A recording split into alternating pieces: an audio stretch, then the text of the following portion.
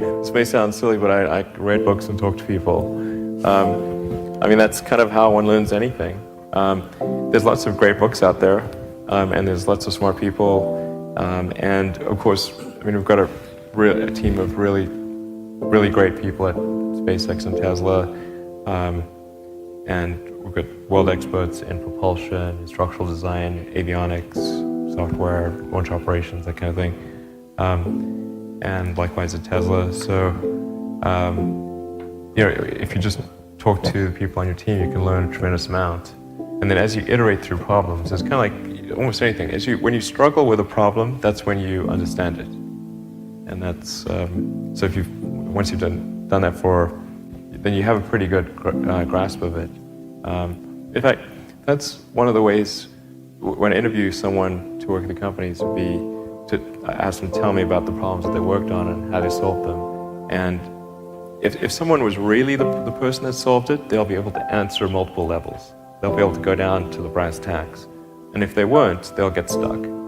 And then you can say, oh, this person was not really the person who solved it, because anyone who struggled hard with a problem never forgets it.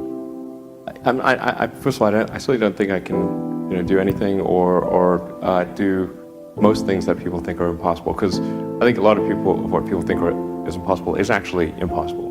But occasionally it's not. I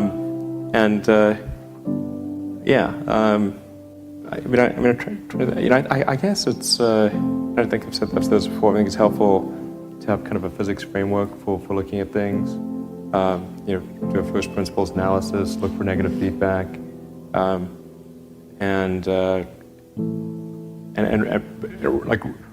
really believe in what you're doing, but not just from a blind faith standpoint. Like to have really thought about it and say, okay, this is true. I'm convinced it's true, and I've tried every angle to figure out if it's untrue, and sort negative feedback to figure out maybe if I'm wrong. But then after all that, it still seems like this is the right way to go.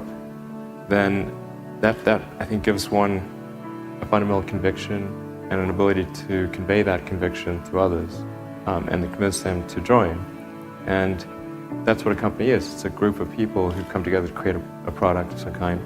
And so if you can convey that and answer the concerns that people have, convince them that this is something that needs to be done, it's important, and here is a path to do it, even if that path has a lot of danger associated with it, risk, and maybe it won't succeed.